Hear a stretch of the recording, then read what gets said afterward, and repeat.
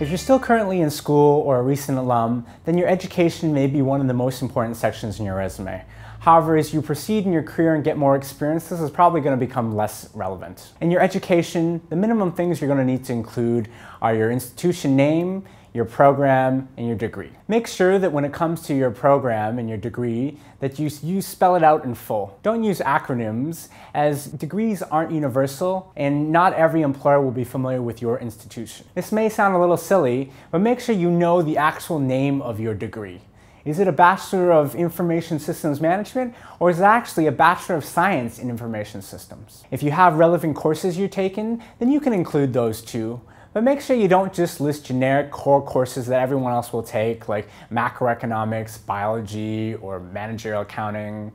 Try to be more specific. Reserve these for elective courses or some of the more hardcore ones that an employer will be impressed about. If you spend a lot of time on term projects or a big thesis that, again, you're very proud of and you think is relevant to the job, then you can include those as well.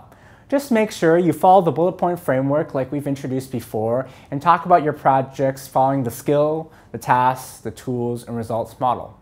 Now, if you've done more than 1 or 2 projects, then you can include them in a separate section. That's fine as well. And finally, if you've won awards or scholarships that are related to the institution, you can include that here. But again, if you've won more than 2, then you could separate that out in its own section. Finally, should you include your grades or GPA? Well, if you're very proud of them and you've done very well, then by all means. It's definitely not a requirement, but here's where the dilemma arises. Employers know the game.